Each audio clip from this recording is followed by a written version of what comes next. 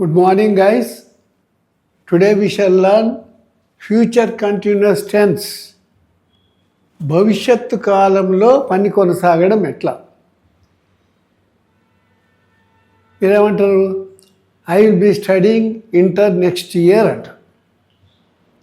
My brother will be studying PG next year అంట. అంటే మా అన్నగారు వచ్చే సంవత్సరం పీజీ చదువుతూ ఉండగలరు. దాని స్ట్రక్చర్ చూడండి. ఇక్కడ work forms will or shall be writing అన్నాడు.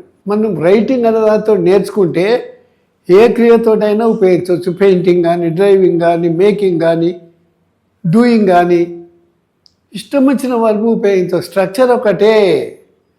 అంటే కింద ఉపయోగించిన helping verb, be form verb, writing అనే దాంట్లో వర్బ్ అని ఇంగ్ ఫామ్ ఉంది.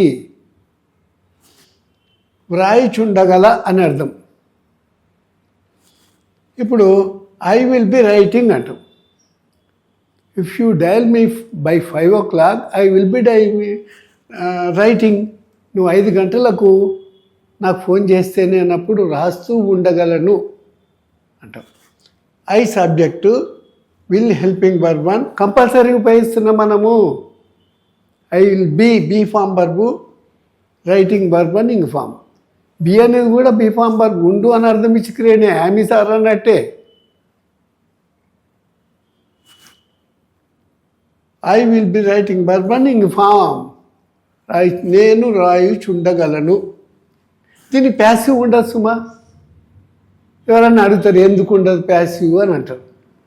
మనము రైటింగ్ అంటే యామిజార్ రైటింగ్ అని వాడినాం. ఐఆమ్ రైటింగ్ అంటే ఐఆమ్ బీయింగ్ రిటర్న్ అన్నాము. ఐఆమ్ రైటింగ్ ఇంగ్లీష్ అంటే English is being written by me అని అన్నాం. అందులో బీ వాడినాం ప్యాసివ్లా. మన ఐ వాజ్ రైటింగ్ అంటే ఐ వాజ్ బీయింగ్ రిటర్న్ అన్నాము. ఐ వాజ్ రైటింగ్ ఇంగ్లీష్ అంటే English was being written by me అన్నాము. మరి ఇక్కడ బి అనేది బీ ఫార్మర్ ఆల్రెడీ యాక్టివ్ వాయిస్లోనే వచ్చింది. నేను రాయిచుండగలను అంతే. I will be writing English. నేను English రాయిచుండగలను. I subject will helping verb అని be form verb, writing verb అని ఇంగ్ ఫామ్ ఇంగ్లీష్ ఆబ్జెక్ట్. నేను ఇంగ్లీషు రాయిచుండగలను. దీన్ని ప్రయత్నం చేసి passive English shall be being written అని అనరు. వాళ్ళే వాడరు ఇంగ్లీష్ వాళ్ళు. ఫ్యూచర్ కంటిన్యూస్లో ప్యాసివ్ వాడరు. హనుమంతుని చేయబోతే కోతి అయింది అన్నట్టు అనమాట. అంటే మనం ఏమాత్రము వాళ్ళ స్ట్రక్చరు వాళ్ళ పద్ధతిలోనే ఫాలో కావాలి. కానీ మన సొంత ప్రయత్నాలు చేస్తే పీపుల్ విల్ లాఫ్. వాళ్ళు ఇంగ్లీష్ వాళ్ళు రిటర్న్ అవుతారు. అట్లా ప్యాసివ్ ఉండదు వాళ్ళకు. కాబట్టి మనం ఉపయోగించవచ్చు. ఏదైనా ఎప్పుడైనా మనం కంఠస్థం చేయాల్సి వచ్చిండ్రు ఏమని రాసినాము? Will or shall be writing, no passive. Will helping verb అని be form verb, writing verb అని ing form. I will be writing అనొచ్చు, వి విల్ బి రైటింగ్ అనొచ్చు, యూ విల్ బి రైటింగ్ అనొచ్చు, హీ విల్ బి రైటింగ్ అనొచ్చు, they will be writing అనొచ్చు, people will be writing అనొచ్చు, students ఎన్నైనా ఉపయోగించుకోవచ్చు. సింగులరే, ప్లూరలే, ప్రెజెంట్ టెన్స్, పాస్ట్ టెన్స్లో. ఇక్కడనేమో కంపల్సరీ ముఖ్యము. I will be, we will be అనేది కంపల్సరీ. మిగతా వాటికి shall be compulsory. You shall be, he shall be, they shall be writing అని. అది బాగా గుర్తుంచుకోవాలి కండిషన్స్. ఇక్కడ మనము కెన్ ఉపయోగించినాము. కెన్ అనేది సామర్థ్యం తెలిపే క్రియ. ఇక్కడ చూడండి, కెన్ బి పెయింటింగ్. అతను మంచి పెయింట్ చేస్తాడు. కెన్ హెల్పింగ్ వర్బ్ అని be form verb. B1 B2 కాదు, ఇది బీ ఫామ్ వర్బే. ఇక ఉండు అని అర్థం ఇచ్చి క్రియనే ఉండు అనేది. Can be painting, can helping verb అని be form verb, painting verb అని ప్లస్ ఇంగ్ ఫామ్. అందులో కూడా వర్బ్ అని ప్లస్ ఇంగ్ ఫామే. అక్కడ రైటింగ్ అనేది క్రియ, ఇన్నో పెయింటింగ్ అనే క్రియ. ఇప్పుడు రంగు వేయిచుండగల. ఇక్కడ వి వాడినాము. అక్కడ ఐ ఫస్ట్ పర్సన్ సింగులర్ వాడినాము. ఇక్కడ వి వాడినాము. ఐ కెన్ బి పెయింటింగ్ అనొచ్చు, ఐ కెన్ బి డ్రైవింగ్ అనొచ్చు, యూ కెన్ బి డ్రైవింగ్ అనొచ్చు. ఏదైనా ఉపయోగించి అన్నిటికీ కెన్ ఒకటే. ఇక్కడ మనము we can be painting, we subject can helping verb 1, be painting, be form verb painting verb 1 plus ing form. మేము రంగు వేయిచుండగలము. We can be painting the wall. ఇక్కడ వి సబ్జెక్ట్ వాడిన మనము అన్ని సబ్జెక్టులు వాడాలి. ఏమేమి సబ్జెక్టులు వాడాలి? ఐ వాడవచ్చు, వి వాడవచ్చు, యూ వాడవచ్చు, హీ వాడవచ్చు, షీ వాడవచ్చు, దే వాడవచ్చు. అది I first person singular, we first person plural, you second person ప్లూరలే, సింగులర్ ఉండదు. He third person singular, masculine gender పురుషవాచకము. She third person singular, feminine gender స్త్రీవాచకము. దే వారు, అవి రెండు కూడా ప్లూరల్. అది ఇప్పుడు ప్రాపర్ నౌన్ రామా వాడితే రామనే వాడాలి ఆబ్జెక్ట్ కేసు. ఇండియా వాడితే ఇండియానే ఆబ్జెక్ట్ కేసు. ఏ బాయ్ అంటే ఏ బాయ్నే. ఏ క్లాస్ అంటే ఏ క్లాసే. అంటే ఆబ్జెక్ట్ వైజ్ సబ్జెక్ట్ అయినప్పుడు ఈ మార్పులు. పీపుల్ ఉంటే పీపులే. ఇప్పుడు బాగా గమనించుకోవాలి. ఇక్కడ we can be painting the wall. మేము గోడకు రంగు వేయిచుండగలము. We subject can helping verb 1, be painting, be form verb painting verb 1 plus ing form the wall. No passive. ఎట్టి పరిస్థితులు మనం టేబుల్ టెన్స్ మన నోటి కంఠోపాఠం చేస్తున్నాం అనుకో. Write, am is are written. I write, I am written. I write English, English is written by me. Wrote past tense verb 2. Passive voice was were written. I wrote, I was written. I wrote English, English was written by me. I will write, I will be written. I will write English, English shall be written by me. అట్లా ఇక్కడ present continuous am is are writing, am is are being written. I am writing, I am being written. I am writing English, English is being written by me. Was were writing, past continuous. Was were being written. I was writing intransitive, I was being written. I was writing English, నేను English రాయిచుంటిని. English was being written by me. ఇప్పుడు future కంటిన్యూస్కి వచ్చినాము. ఇట్లా మనం కంఠోపాఠం బాగా practice చేయాలి. అన్ని టెన్సులు practice చేయాలి. ఒకటి వచ్చే దానికి ఉపయోగించి వర్బ్ ఉపయోగించి మిగతా ఏ వర్బ్ అయినా ఉపయోగించు, ఏ సబ్జెక్ట్ అయినా ఉపయోగించు, ఏ ఆబ్జెక్ట్ అయినా ఉపయోగించు. ప్రాక్టీస్ బాగా చేయొచ్చు. ఇక్కడ చూడండి, we can be painting the wall అన్న. మనము రంగు వేయిచు, గోడకు రంగు వేయిచుండగలం. మనము గోడకు రంగు వేయిచుండగలము అని. ఇప్పుడు మనం మే అనేది కూడా వాడినాం. మే అనేది 3 సందర్భాలలో వాడతారని చెప్పిన. ఒకటి యు మే కమ్ అంటే అనుమతిచ్చేది. ఒకటేమో మే సందిగ్ధంలో వాడేది, వస్తే కావచ్చు లేకపోతే లేదని. మూడోది కోర్టు విషయంలో అయితే కంపల్సరీ ఆర్డరే కాదు. అయితే మనము ఇప్పుడు మీరు నడుపుతూ ఉండవచ్చు.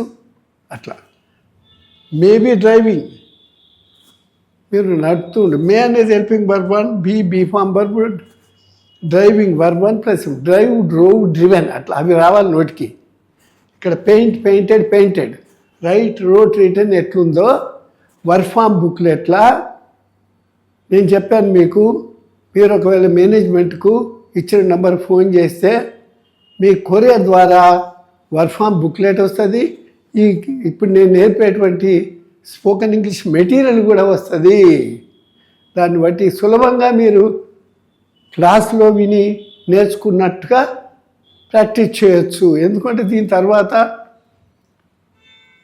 నెగిటివ్ చెప్తాం, నెగిటివ్ అయినాక ఇంట్రాగేటివ్ చెప్తాం, ఇంట్రాగేటివ్ ఆర్డర్స్, కమాండ్, రిక్వెస్ట్ అవన్నీ 8 రకాల వాక్యాలు చెప్తాము.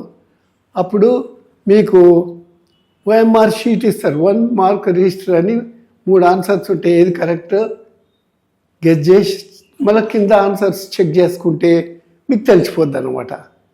క్లాస్కి అటెండ్ అయినట్టు అతి సులభంగా OMR షీట్ 1, 2, 3, 4 ఇస్తాం. అవి వీటితో మిగిలిచిపోతే అప్పుడు టెస్ట్ పేపర్ చేయవచ్చు. ఏ యూనిట్కి ఆ యూనిటే టెస్ట్ ఉంటుంది. ఇక్కడ మనము మేబీ డ్రైవింగ్ నడుపుతుండొచ్చు మీరు ఆ టైంకు అన్నట్టు. You maybe driving, you did not lift phone, మీరు ఫోన్ లేపలేదండి. అంటే అప్పుడు యూ మే బీ డ్రైవింగ్, మీరు కారు నడుపుతూ ఉండవచ్చు. ఇక్కడ you may be driving a car, అప్పుడు మీరు ఒక కారు నడుపుతూ ఉండవచ్చు. పార్ట్ బిలో కంపల్సరీ మనము ఇంగ్లీష్ గ్రామర్ నేర్చుకుంటున్నామంటే ప్రిపోజిషన్ కంపల్సరీ నేర్చుకోవాలి. విభక్తులు అన్నమాట. దీనిపైన సరైన ఇంగ్లీష్ మాట్లాడేది ఆధారపడి ఉంటుంది. సరైన సందర్భంలో సరైన ప్రిపోజిషన్ వాడడం. ఎట్లా చూడండి, ఆఫ్ అంటే యొక్క, చేత అని అర్థము. ఇప్పుడు షీ డైడ్ ఆఫ్ క్యాన్సర్, ఒక కారణం చేత చనిపోయినట్టయితే ఏ కారణము? క్యాన్సర్ జబ్బు. ఇక్కడ ఆమె క్యాన్సర్ చేత చనిపోయింది. She subject, died verb two. ఏ టెన్స్లైనా ఉపయోగించు. షీ డైస్ ఆఫ్ క్యాన్సర్ అనొచ్చు, she will die of cancer అనొచ్చు, she is dying of cancer అనొచ్చు, she was dying of cancer అనొచ్చు, she will be dying of cancer. ఏ టెన్స్లైనా ఉపయోగించవచ్చు. ఆ టెన్స్ యొక్క అర్థమే వస్తుంది. షీ డైడ్ ఆఫ్ క్యాన్సర్, కారణం చేత చనిపోయిన, జబ్బు చేత అన్నమాట. ఇక్కడ కారణం ఏంటిది? జబ్బు. ఏం జబ్బు? క్యాన్సర్ అనే జబ్బు. ఆమె క్యాన్సర్ చేత చనిపోయింది అని అంటున్నాం. మరి ఇంకా ఒక బాధతోటి విముక్తి పొందితే కూడా వాడతారు. He was cured of fever, he took penicillin injection, he was cured of fever. అతను ఒక బాధ నుండి విముక్తి పొందితే వాడతారన్నమాట. చూడండి, he was cured, he subject was be two cured, verb 3 passive అన్నమాట. ఆఫ్ అనేది ప్రిపోజిషన్, అక్కడ బై ప్రిపోజిషన్ వాడినా కూడా ఆఫ్ వాడుతున్నాం అన్నమాట. ఫీవర్, అతను జ్వరము నుండి బాగుపడ్డాడు. He took treatment, he was cured of fever. ఆయన ట్రీట్మెంట్ తీసుకుని డాక్టర్ దగ్గర పోయిండు. అన్ని పరీక్షలు చేసిన తర్వాత డాక్టర్ రాసిన మందులు వాడితే ఆయన బాగా అయిపోయిండు. అట్లా మూడో సందర్భంలో ఒక మరణ వార్త గూర్చి విన్నప్పుడు కూడా వాడచ్చు. We heard the death of ex PM Manmohan Singh.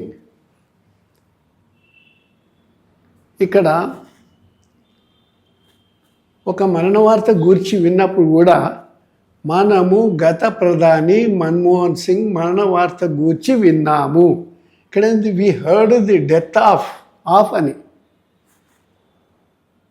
ఎక్స్-PM గత ప్రధాని, 10 సంవత్సరాలు ఆయన ప్రధానిగా ఉన్నారు వారు.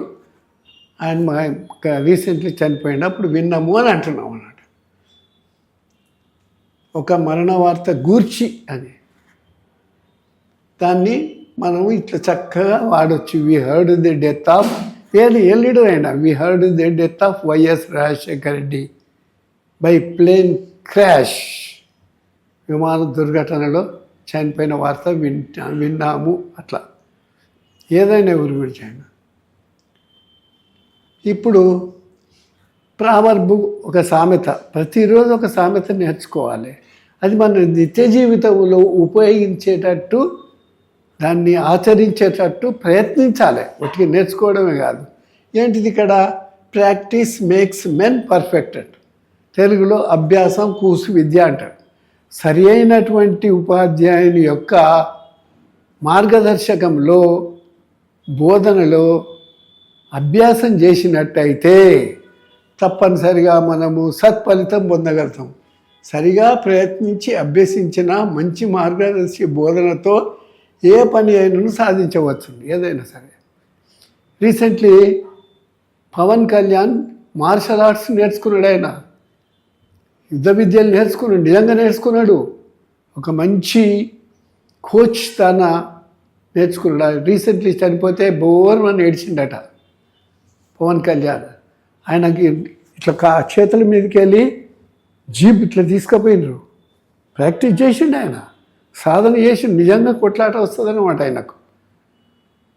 అది ఎట్లా సాధ్యమైంది? అభ్యాసంతో. ఎవరినైనా మనం చూసి మంచి పనిని పాజిటివ్గా ఆలోచించాలే సాధ్యమవుతుంది.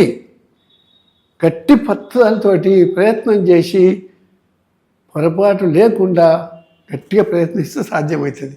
Practice makes men perfect. Men అంటే మనుషులే కాదు, స్త్రీలు కూడా సామాన్యంగా జనరల్గా తీసుకుంటాం కాబట్టి ప్రాక్టీస్ మేక్స్ ఉమెన్ పర్ఫెక్ట్. స్త్రీలను కూడా పర్ఫెక్ట్ చేస్తుంది, మెన్నే అనుకోవద్దు సుమా. అభ్యాసం పూసు విద్య అన్నట్టు. ఈడేమంటారు నానుడి మామూలుగా మాట్లాడుకునే మాట, interest pays the best result. ఆసక్తికరంగా మనం పనిచేసినట్టయితే సత్ఫలితం లభిస్తుంది.